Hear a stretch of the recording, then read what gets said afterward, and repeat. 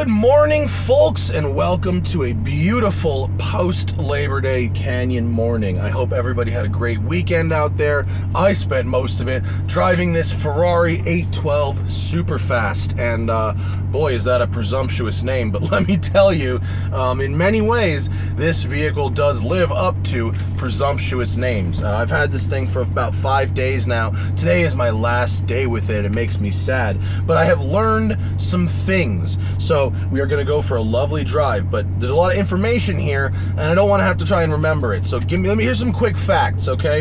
This is the 812 SuperFast. It's the replacement for the F12 Berlinetta and Tour de France that went out a couple of years ago. It has a 6.5 liter V12 making 789 horsepower. It is the most powerful naturally aspirated engine ever produced for a production car.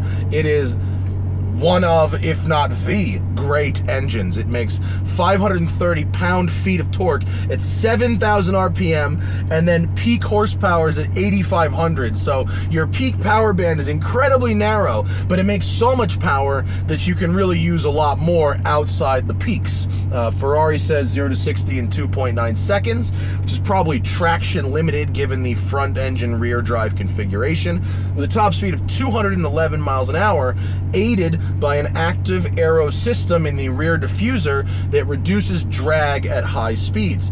The gearbox is the Getrag 7-speed dual clutch, more or less shared with the 488 and 458. They just move it with a torque tube to the back. The 812 looks really long. In actuality, the footprint is only about the same size as a Corvette, but the front engine V12 is actually a front mid-engine V12. The entire 12-cylinder engine is behind the front axle, and it comes like halfway into the cabin, and it gives you that very exaggerated long nose look. I'm almost sitting on the rear axle. There's 20-inch wheels all around with 275s in the front and 315s in the back. The brakes are from the LaFerrari. They're Brembo 6-piston, 4-piston ceramics, 15.7 inches in the front and 14.2 in the back. And the reason they're so big is because by Ferrari standards, 812 is a little bit of a porker. It's 3,800 pounds and change, which by Ferrari standards is heavy. And big tires, big engine, big brakes all mean one thing, that you're fighting big weight. So let's have a drive and see if those things can overpower.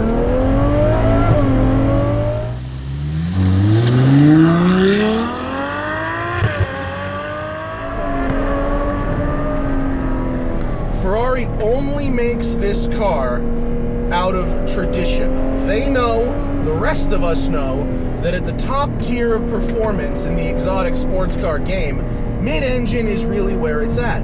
But they remember their heritage building these front-engine GTs back to the GTO, back to Enzo Ferrari's original plan. And so they keep making this out of tradition. It is not the best way forward. It is, however, a fabulous excuse to continue making this engine.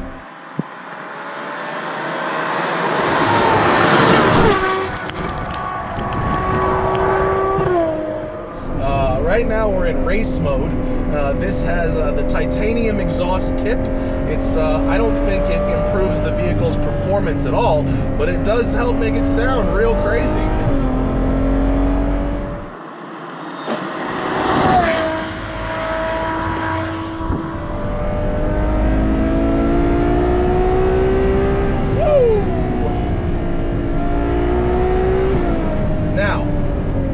Front, mid, rear cars, it's hard to get that very exotic, very special feeling because they all drive in sort of a similar way, you know, from a high-end Viper to a Corvette ZR1 to this. The real difference in those cars is not how they feel so much as their engines. The supercharged V8 of the Vet, the V10 of the Viper, the V12 of this, and that's really where a lot of your value comes in. That and the fact that you've got a dual clutch gearbox here. The Viper is as fast as your hands move. For some that's a 0.4, for some that's a point against. And then the Corvette, the automatic is terrible, although the mid-engine one is on its way out. But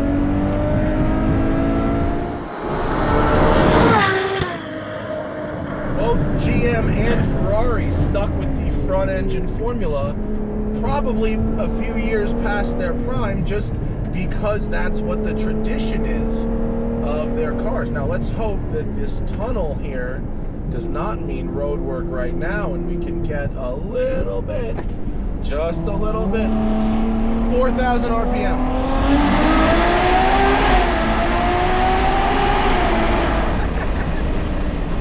That's like being in the tunnel in Monaco. That was crazy.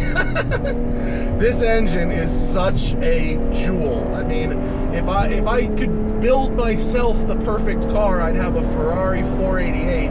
But instead of the twin turbo motor, I would just stick this in the back, and then you add a hybrid system, you get LaFerrari. That's how you end up there. So the engine is just an animal. I mean, it's got such long legs, such a wide power band. I mean, right now I'm between 4 and 6,500, and even then I'm probably making use of like 500 horsepower. Like, you can short shift this thing like crazy and still be just tearing ass. It has an adaptive suspension with the default being sport, actually, and here on Angeles Forest Highway, where the tarmac is really good, sport is fine. You can press a button on the steering wheel and go to comfort mode, what they call just bumpy road mode, and that's sort of my default for driving around the city. It is actually quite comfortable, although it does need to be said that no front engine car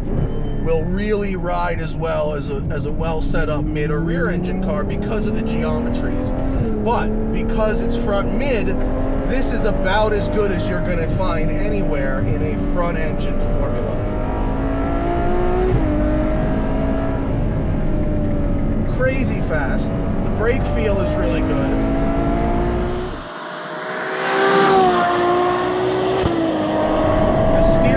Literally the quickest steering ratio I've ever used in a front engine car. I mean, the mid-engine Ferraris have maybe a little bit quicker steering ratio than this, but this is really, really fast. We have a Tesla in front of us, and it looks like they're going to turn off. Thank you, sir, or ma'am. Engage is the license plate. Good for you.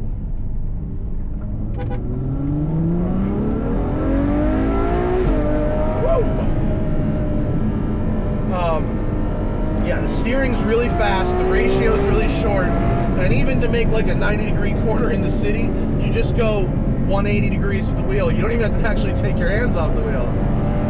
This is Ferrari's newest on-wheel blinker system, where you can actually tug them from the back as well as the front, which I like.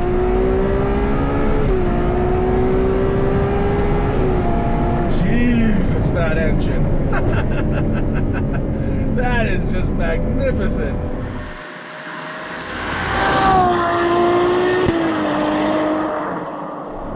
I have to say, you know, although it feels like the front tires are a million miles away in my hand, it really doesn't steer that way. It steers incredibly sharp. Now, that's the upside of having 275 tires in the front. It's going to improve the sharpness in your steering. The downside is if the road is rutted out a bit, you do get a little bit of a tram line. The gearbox is very good.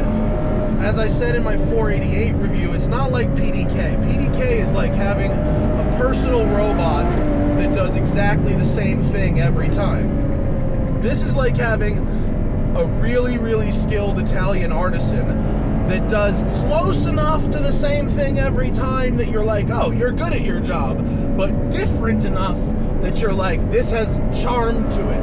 So it has a little more of a character in terms of the variation of how it changes gears and what it does, when it does, why it does it, rather than PDK or McLaren's version of the gearbox, which is much more formulaic and robotic and less, I don't know, freestyle. Woo! The steering really is crazy, and I love the steering wheel is great. I don't love flat bottoms, but this thing is really, really race inspired, and so I will give you a pass. When someone does it in a car that's really not deserving, the Audi S3 is not race inspired. You know what I mean? This, I'll give you a little bit. Will I ever tire of this engine? Probably not. And it's old school hot rodding, man. I mean, this thing, they got a bump of like 45 horsepower from the F12 to the old school way. They punched out the motor. They went from a 6.3 to a 6.5. Who's just punching out NA displacement in 2019? Like, nobody. I mean, the car is a little grandpa-like in terms of, you understand that this formula does not have a lot of life left in it. God damn, is it fast. Whoa! It's hard to argue with a sound like that. I mean, like, really, what's the difference between this and a Corvette ZR1? The exotic nature of the engine. The fact that it makes all that power and that beautiful sound with almost no vibrations in the cabin. The fact that you have a dual clutch gearbox that handles that kind of power. And then it's fit and finish. I mean, I have zero qualms with the fit and finish of this car, nor should I. But there was a time when you could have a Ferrari and maybe the quality wasn't as good as Porsche or whatever other brands. I think that's over. I think this is an extremely high quality automobile befitting its price tag. If I mentioned it's like super crazy fast. That's the first time I hit red line. It's hard to do that. There's so many revs.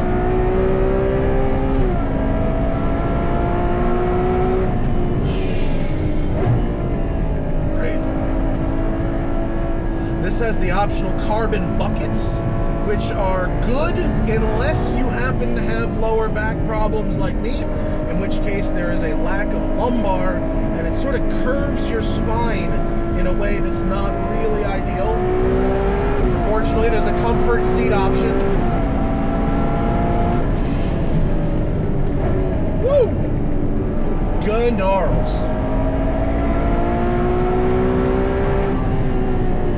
Is bananas, man. And what's crazy, I mean, I said it, you know, with Hellcat and stuff like that, is that this is the performance, right? The screaming V12, the unbelievable pace, the 211 mile an hour top speed. And then it's a total pussycat. I mean, it's a total pussycat.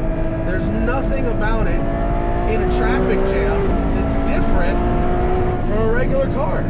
Air conditioning cranks, radio sounds pretty good, Bluetooth works finally, it's got USB ports, it's got a real trunk, although it's not huge considering the size of the car.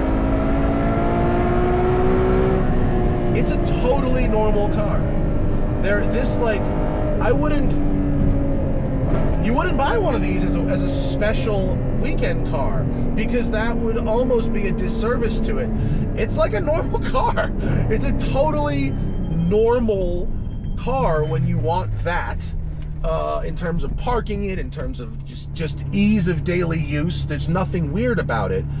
And then you come out here and it's Looney Tunes. It's just bananas. Now, it comes at a price, an awful big price. A price so egregious I wrote it down. The base price is $336,000, okay? It's expensive, but it's actually pretty reasonable considering what you get.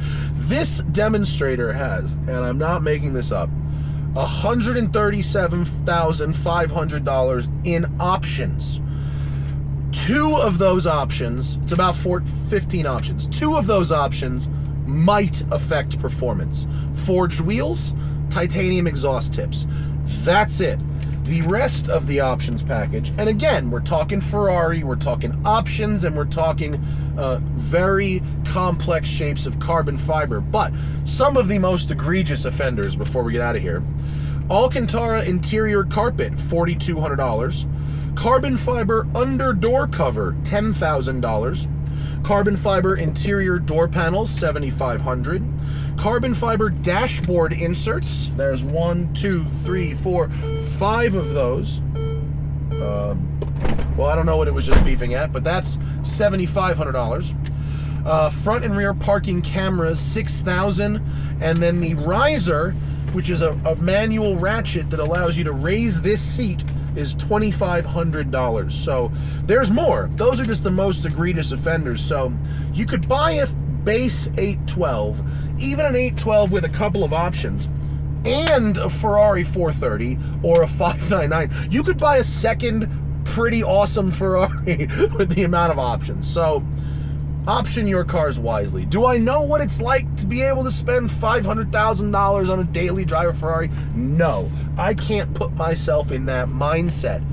But if you can, I'd still advise you to take it easy on some of the carbon fiber because it can get out of hand. Lastly, before we get out of here, Hannah, my wife, and I have discussed the car, and we have a list of things we don't like. And they are small because it's a $500,000 awesome Ferrari. But things we don't like. The HVAC directional arrows are very hard to read. There's a strange creak noise, which I heard in both the Ferrari 599 and 612 when I drove them, when you go from 0 to 3 miles an hour. It might be the diff engaging, it might be a normal sound, but it sounds like a creak, and I don't know what it is. Maybe someone can explain it to me, but the car's not broken, it just makes a noise. You know how the Nissan GTR does those clunks? This has a creak. It's weird, but it's there. If you put the car in reverse to park it, and then you sit there, that camera will be stuck on reverse. It won't let you do anything else until you turn the car off. And the start-stop really stinks on this, and the button's hard to find. It's up here next to the rear view mirror, and it took me like 3 days to find it. So those are the sum total of my criticisms. Oh, and it's not a criticism, but it's objective. I got 7 miles per gallon driving 200 miles around the city in this car. 7. That is actually tied for worst of all time with the Jeep Grand Cherokee Trackhawk. Congratulations. So thank you to Ferrari for letting me have a go. This thing is really, really awesome, even if it does have a couple of little quirks. And I hope they continue to make this car, even though it doesn't really have a place in the world. It certainly has a place in the Ferrari canon. And thank you to you for watching, and I'll see y'all later.